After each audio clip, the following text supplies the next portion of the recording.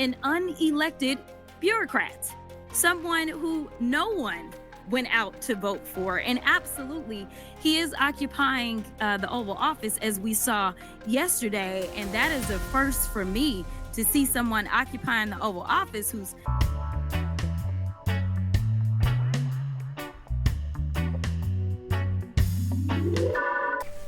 What's going on, YouTube? It's your host, Bruce GNT, and this is a impromptu video because I swear I was going to be doing something different, but I was looking at the House Doge committee where it's like the full hearing. I was going through it and everything like that, and I got to a certain, congressperson. Her name is Jasmine Crockett. She represents Texas. I went the first few seconds in and I was like, yeah, we're gonna talk about this one, because I know about her. I just don't pay her much mind. Right now, what's going on in our government is that there are two sides, but there is a side that are upset that Elon Musk is doing what he's doing because they're like, oh, he doesn't have the authority to do it. Then there's the other side that's like, hey, true, he may not have the full authority, but he was designated by the president to do such thing, which is audit the federal government. And he's doing a good job because he's finding waste. And the other side's like, but we already have committees to find waste. And they're like, well, you weren't doing a good job because he's finding more waste. So I say that to say that we're just going to jump right in and hear what she has to say, because I heard the first few seconds of her speaking and I was like, yeah, we got to talk about it. The gentlewoman from Texas, Ms. Crockett, for 5 minutes. Thank you, Madam Chair. And Mr. Talcove, I'm just going to go ahead and pick up where you left off really quickly. Just to be clear, the upgrades that you're talking about as it relates to our data processes, these aren't things that would be free, are they? They would cost some kind of money. Not looking for a number, but they will cost, correct? Some are free and some would cost money. Okay. All right. So I just want to leave it there because we've had a number of these hearings. So I do want to be clear, before the Trump administration came in, this committee did exist in the form of the Oversight Committee, and our task is to root out waste, fraud, and abuse. In that vein, we had a number of hearings, at least last term. I can't speak for any other term as I'm only in my sophomore term. And we dealt with improper payments. And interestingly enough, our chairwoman, who is so passionate about this today, she missed every single one of those improper payment hearings. But just to be clear, I was there. So I don't want anyone to believe that Democrats just come to work and don't plan to do work. In fact, I'm trying to figure out exactly what it is that the Republicans believe our job is, because right now they have relinquished their constitutional duties over to an unelected bureaucrat, someone who no one went out to vote for. And absolutely, he is occupying the Oval Office, as we saw yesterday. And that is a first for me to see someone occupying the Oval Office who's never actually been elected to the Oval Office. And I don't want to pause this too much, but I feel like with her I am. The president invited him to speak about his findings when it comes to Doge and to answer questions from the public, which in my personal opinion, I think shows full transparency, because he's letting the people say, hey, look, we have questions for you. We want to answer these questions. But that's occupying the Oval Office. You see how they overinflate and they're very hyperbolic when it comes to the things that they say, because all he did was answer questions that the press had, and then answer the question that Donald Trump had for him. Like, hey, tell him what you found. I just did a video on it. But he's occupying the Oval Office. Okay. And actually answering more questions than the person that allegedly got elected. But for whatever reason, like I said before, I'm really trying not to pause it. He said, I'm going to pass it over to you to answer questions based off the committee that you're in charge of, Doge. And we're going to be signing a very important deal today. It's Doge. And I'm going to ask Elon to tell you a little bit about it and some of the things that we found, which are shocking. Billions and billions of dollars in waste, fraud, and abuse. So what do you mean he's answering more? So I guess she doesn't see on Monday nights, I want to say, or maybe it's Tuesday nights, I'm not entirely too sure, where the president has cameras sit in front of him while he's signing executive orders and people ask him questions. She doesn't see that? Something that I haven't seen before. So why are you postulating to make it seem like, oh, well, someone seems to be in charge and it's not the president? What are we talking about? Like I said, I don't like Elon Musk, and I'm not really a big fan of Trump either. But I'm not gonna be blind to what I'm seeing, which is they're trying to be as transparent as possible from what I see, and they're finding things that are wrong in the government, i.e., misappropriation of funds, taxpayer dollars, and they're pointing it out. Because one thing that they haven't done yet, they haven't said, as far as I know, they haven't outwardly said, hey, what he's finding is lies. None of what he said is true. They're not saying that. What they are saying is, oh, why is he up there doing that? No one elected him. So is what he's finding correct? And if it is correct, how do you have an oversight committee of fraud and misappropriation of funds, but you didn't see any of that? Explain that to me. Reason this is the first time we're having a Doge subcommittee hearing, and that guy's not here. Instead, we have y'all. So I do want to thank you for coming. But I will say this, it's also interesting to me that in the first few days of Doge existing, we know that they are trying to get rid of the Department of Education, USAID, Consumer Financial Protection Bureau. They're laying off FAA workers. They are going after the FDA, the CDC, the HHS, the FBI agents, and they're talking about getting rid of FEMA. And they brought y'all in. And I am going to say that I actually was shocked that there was only one person that seemed like he was an overt Trumper as you laid out your opening remarks, because I anticipated that at least one of y'all would say, yes, what Elon is doing is exactly what we would prescribe. But instead, I will applaud you because you actually were focused. You talked about what the American people are looking for us to do.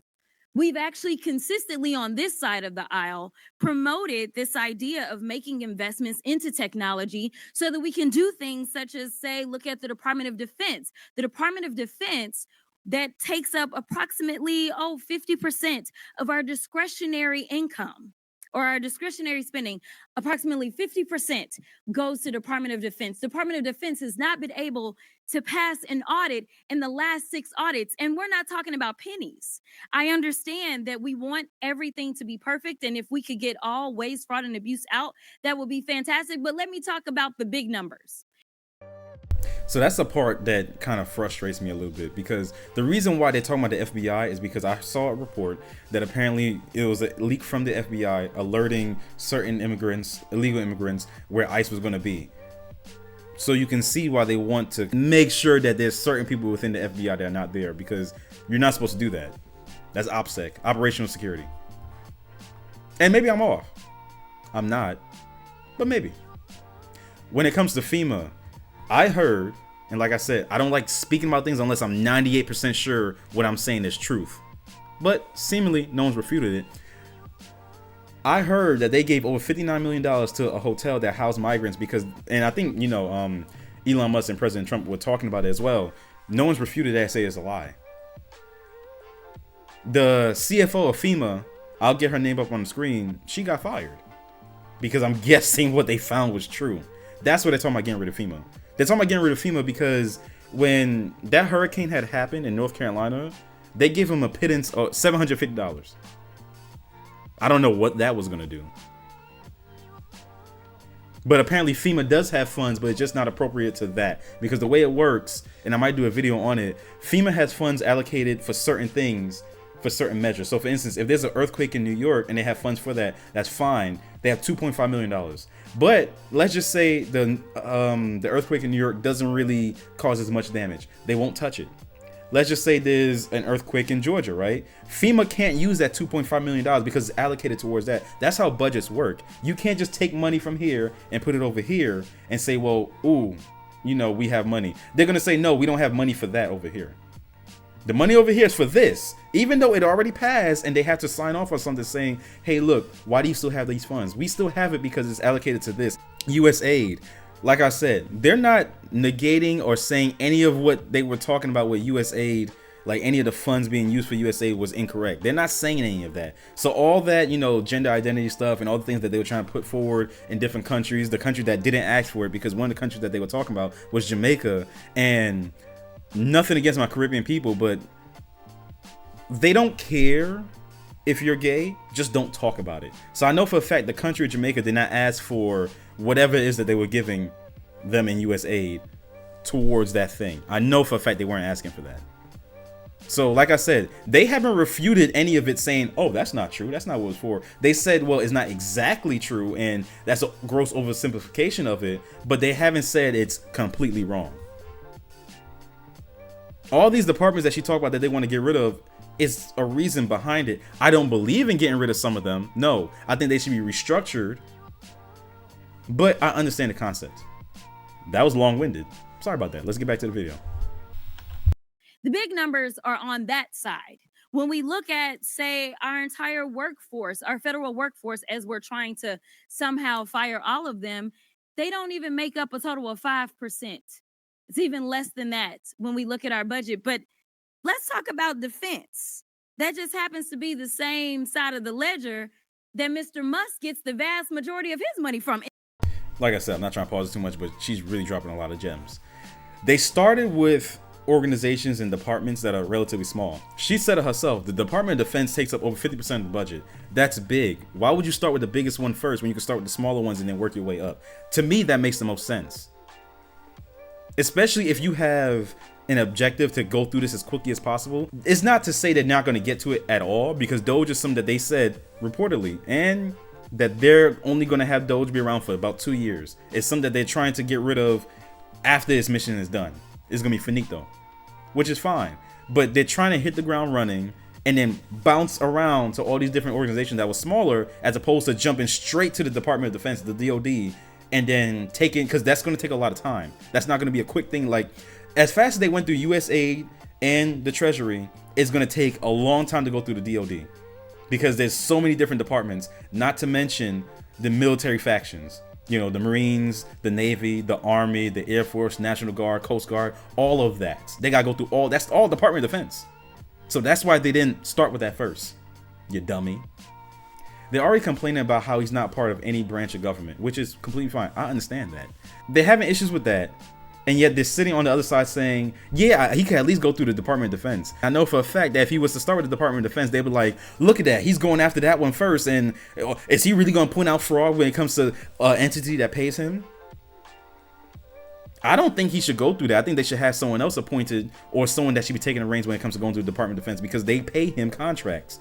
And that's going to be seen as a conflict of interest. So the fact that he's not going over that first, I think it's smart, because at least they could hit the ground running and have a little bit of experience under their belt when it comes to going through these each of these departments and figuring out what's fraud, what's waste, and whatever have you. So when they get to the Department of Defense, relinquish or hold the reins off a little bit and have them go through. That's the way I'm looking at it. I could be 150% wrong, but that just makes the most sense to me. In fact, at the same time that they were unlawfully, and we will stay in court, because on this side, we believe in law and order. We believe in, I mean, a number of us are actually lawyers, but nevertheless, we understand the Constitution. We believe in that as well. And so there's things such as, impoundment, right? Because as Mr. Whitson said, he said, we need to return the power of the purse to Congress. It never left. According to the Constitution, that's where it's at. Now, I know that people are confused right now because for whatever reason, we had a guy that went in, and you talk about people invading our data. Listen, people said that they were upset about TikTok, but I'm upset about the guy that runs Twitter, who for sure is doing nefarious things, because I don't understand, if you are trying to conduct audits and figure out where the waste, fraud, and abuse is, I don't know why you would go to some tech guy. In fact, it was only techies that were sitting there at inauguration. We didn't have auditors. I would welcome auditors to come in and do forensic audits. In fact, he sat there in the Oval Office yesterday and he admitted that he was lying, and he was using his propaganda machine to do it when he said that we sent millions of dollars to Gaza for condoms. I know that part that she's talking about, and I'll have it on screen. He didn't say he lied. Mr. Musk, you said on X that an example of the fraud that you have cited was $50 million of condoms was sent to Gaza. But after fact-check this, apparently Gaza in Mozambique, and the program was to protect them against HIV. So can you correct the statements? It wasn't sent to Hamas, actually. It was sent to Mozambique, which makes sense why condoms was sent there. Yeah. And how can we make sure that all the statements that you said were correct, so we can trust what you're saying? Well, first of all, some of the things that I say will be incorrect and should be corrected. So nobody's going to bat 1,000. I mean, we will make mistakes, but we'll act quickly to correct any mistakes. I'm not sure we should be sending $50 million worth of condoms to anywhere. He said, hey, look, I'm going to get some things wrong. That's going to happen.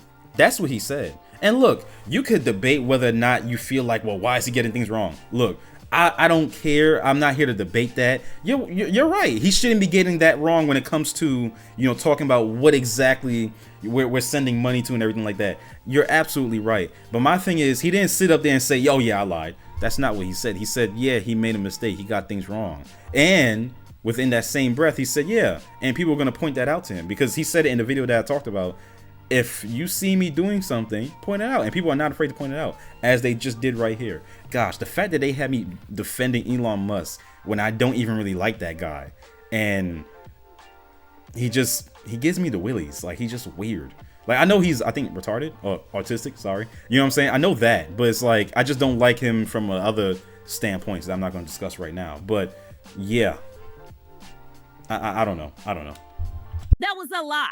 So let me tell you something. The were gentlelady's duly elected, time has expired. And it is time for The us gentlelady's to do our time has job expired. and rein in this rogue actor known The gentlelady's as Elon time Musk. has expired. I now recognize the gentleman from Missouri, Mr. Burleson. Thank you, Madam Chair. I just want to speak frankly at first to the American people. We're nearing $37 trillion in national debt. What does that mean? That means that each and every U.S. taxpayer owes over $323,000. Okay? What is? No, I don't. I own my car. That's about it. That's y'all debt. Don't put me in that. Nope. What does that mean? That means when the EPIC, which is the Economic Policy Innovation Center, says we have 18 trillion left. That's it. 18 trillion left to take out. And we're spending $2 trillion in debt every year. Folks, we're at the precipice of a debt, like a debt cycle. We're literally at a point in which the dollar will be worth nothing. What does that mean? And we know Social Security goes bankrupt in 8 years, right? Medicare goes bankrupt in 10 years.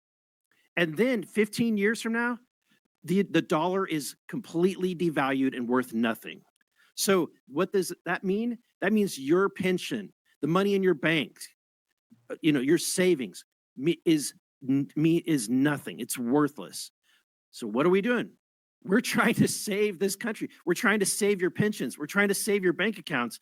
We're trying to save this country for the next generation. And also, let's not be confused, right?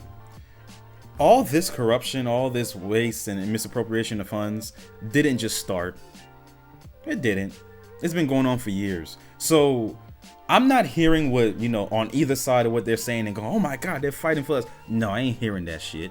What I am hearing is that now some people on more so the Republican side are trying to get this shit in order before the gravy train stops, before that spigot, that little fountain that's been pouring nothing but water money, down the drain consistently. They're trying to hurry up and get their stuff in order before they get their shit kicked in.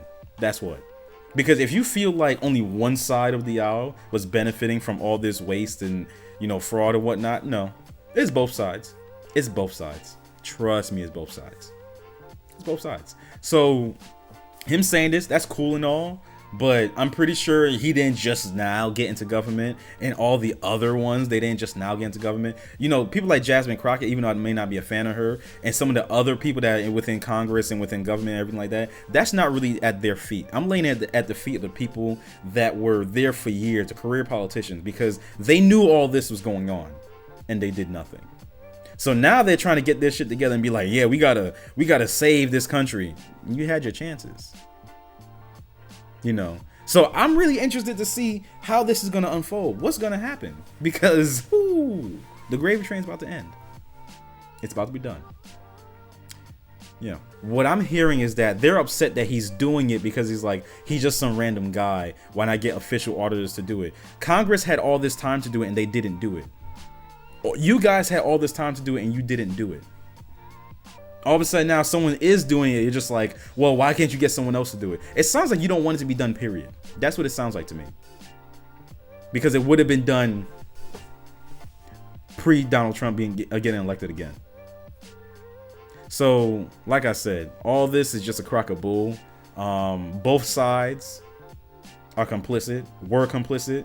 And it seems like the Republicans, because Donald Trump is the one that's like their main face, they're trying to get right and be like, yeah, we're trying to save the American people dollar. Yeah, but you are benefiting off this corruption for the longest time as well. So, it is what it is. But you know what it is. If you enjoyed the video, leave a like, comment down below, tell me your thoughts, and subscribe if you want more. If I see any more juicy things, I'll definitely make a video about it, and we can talk about it together. Well, yeah, that's it for now. Peace.